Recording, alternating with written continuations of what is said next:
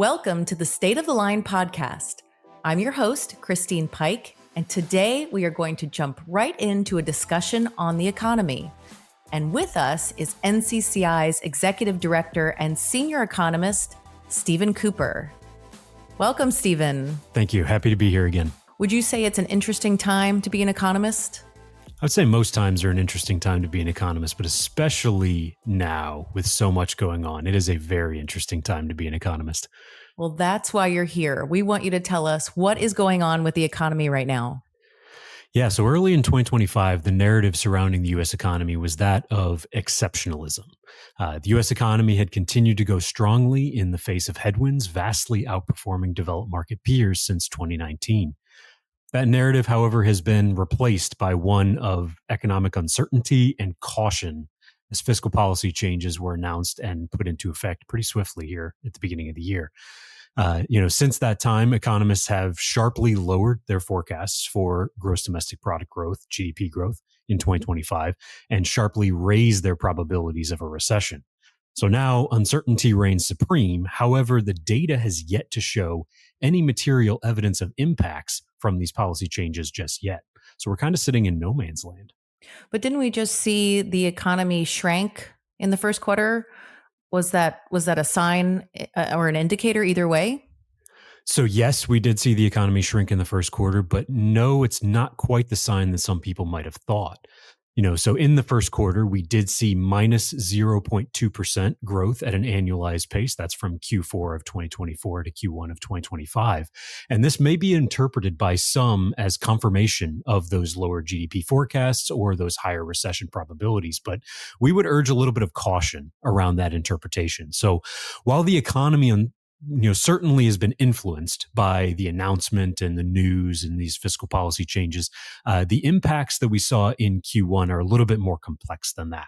So diving in, as companies and individuals pre-bought goods to get ahead of tariffs, we saw net exports in the first quarter subtract nearly 5 percentage points from the economy. That's pretty unprecedented.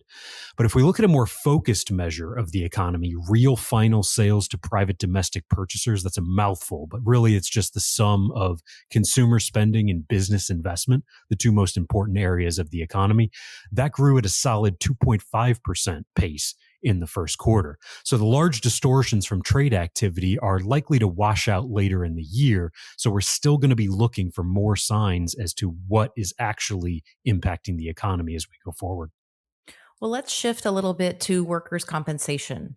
We all know that the labor market is the most important sector of the economy for workers' comp. So what are we seeing there?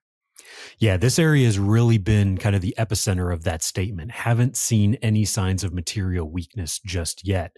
The labor market has been averaging about 125,000 jobs per month so far through this year, and the unemployment rate has remained stable near 4%.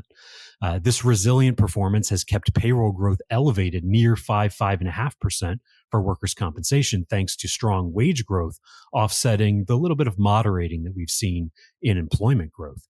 These may be comforting data points. However, we'd urge a little bit of caution again, because the labor market is traditionally a lagging indicator for the overall economy. So we're going to have to continue to watch the data to see if labor market performance continues to hold up or if the uncertain backdrop starts to impact the labor market data later this year. And Stephen, we've mentioned economic uncertainty quite a bit. In this conversation, you said the word uncertainty also in your State of the Economy back in May during the presentation that you gave. Can you tell us a little bit more about what might be contributing to this uncertain environment? Absolutely. So the largest contributor to uncertainty around the economic outlook now in 2025 has been tariffs and trade policy. Keeping track of the current state of trade policy has been incredibly challenging, hence why it's been such an interesting time to be an economist. And, it's not just been for economists trying to assess the outlook for the economy, but think about from business leaders' perspectives as well. Attempting to plan for the future, make decisions about what could be coming. Functionally, tariffs are a tax on imports. And the way that they work is that the purchaser of an imported good, whether that's a U.S. company or a U.S. customer, they pay the tax at the border before that good is allowed to come through customs. Because of this, they function very similarly to a consumption tax, like what we have at the state level for sales tax, where the purchaser goes to the store, they pay for the product, and then they pay the sales tax on top of that. What we often see with tariffs is that they raise the cost of imported raw materials and components, and that can increase production costs for domestic firms.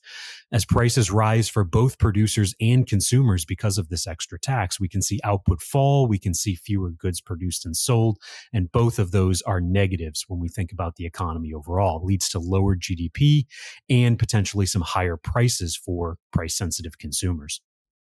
And again, with respect to workers' compensation, are we expecting tariffs or the trade policy to impact workers' comp? Yes. So as we're thinking about workers' compensation, tariffs are going to have both direct and indirect impacts that we need to think about. So first, directly, what do we have in workers' compensation that is imported? We have durable medical equipment, we have supplies, and we have pharmaceuticals. Some portion of these coming in from other countries are used in workers' compensation, and they could face higher prices from that extra tax that will need to be paid by the importers. These categories make up roughly 15% of workers' compensation medical costs overall, so not a large contributor to medical expenses as we see them for workers' comp in the aggregate. However, there are also going to be some indirect impacts that we need to look at. So higher prices for medical equipment and supplies may increase prices down the road for physician, hospital services, as well as long-term care. Now, these round out the other about 85% of our workers' compensation medical costs. And so that's where we could see some of those indirect prices end up coming through later on down the road. So we're going to need to keep an eye out for the trend in medical price inflation. And luckily, we have just a tool for that on NCCI.com, our Medical Inflation Insights report. The next one's going to be published next month. So keep an eye out for that, especially later this year, as we look for any of these price impacts coming through for workers' compensation. That was an excellent shameless plug, Stephen. Well done. Absolutely. Would you agree that a lot has happened since you gave the presentation back in May? Yes. The other part of why it's such an interesting time to be an economist is that, news doesn't have a very long shelf life these days. And so while we gave that presentation, just several weeks ago, there have been some very important updates that I want to talk about today. So in the weeks following that presentation in mid-May, we saw a 3-judge panel at the U.S. Court of International Trade rule that the tariffs imposed under the International Emergency Economic Powers Act of 1977 exceeds the administration's authority. However, that was quickly sent to the Court of Appeals, who allowed the tariffs to remain in place while the appeal ultimately plays out. Appellate arguments are expected to take place later this summer. I believe we're looking at late July is the time frame for when those are going to be heard. And so while the Court of International Trade's decision did not affect all of the tariffs that had been imposed, such as those, against China under the Trade Act of 1974, or the specific product targets of steel, aluminum, and automobiles under the Trade Expansion Act of 1962, they did impact everything under the IEEPA. It's about 2/3 of the overall tariffs that had been announced so far. So whatever the ultimate outcome of these cases may be, tariffs have been a cornerstone policy of the administration and may be pursued under these alternatives, the Trade Act of 1974 or the Trade Expansion Act of 1962, if they're ultimately deemed illegal under the IEEPA.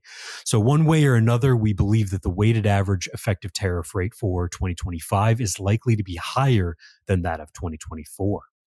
Now, on the economic data front, we're expecting to start to see impacts in the data over the next 3 to 6 months. There's going to be a little bit of a lag, so we're going to need to continue to watch the data through the second half of this year to see how these impacts are ultimately going to unfold for the economy, hence a lot of the uncertainty that we talked about. Certainly, and we'll make sure to keep an eye on that, for the next 3 to 6 months. But to wrap up, can you summarize the current state of the economy? Summarize that for us in 3 sentences. Can you do that? I'll do my best. I probably won't give it justice, but, thinking broadly, we have the narrative in 2025 moving quickly from U.S. exceptionalism to that of significant uncertainty. Higher prices from tariffs have threatened the economy in the near term, while changes to the supply of labor may impact economic growth in the future. Despite this uncertainty, if consumers continue to weather higher prices like they have for the past couple of years, the economy could be better positioned to avoid a recession or some of the worst case outcomes that have been out there in the news and the media. However, that resilience may be further tested. Tariffs are driving prices higher, dampening demand and potentially tipping the economy into contraction later this year. At the same time, persistently high budget deficits have been contributing to elevated interest rates, which could further constrain economic growth and investment. So really a lot to be watching for and a lot to be looking at, and we'll continue to keep the industry updated as more information comes in later on this year. Stephen, that was a little bit more than 3 sentences, but certainly very thorough. And as always, we appreciate so much your being here on the State of the Line podcast. I did my best, and thank you everybody for listening. We'll make sure to look out for the labor market insights and also the medical inflation insights reports that you just mentioned. Again, thank you for being here today. And if you would like to get in touch with Stephen Cooper, you can reach out to him at insights@ncci.com. I can attest to the fact that Stephen answers every single email and he welcomes your feedback. I do. Please reach out. And we are also looking for you to submit topics of interest if we've covered them and you want to hear about them again, or if we haven't and you'd like to pitch something new, please reach out at insights@ncci.com. We do look forward to hearing from you. Thank you so much for joining us, and we'll see you next time. This podcast is the copyrighted material of the National Council on Compensation Insurance, 2025. All rights reserved.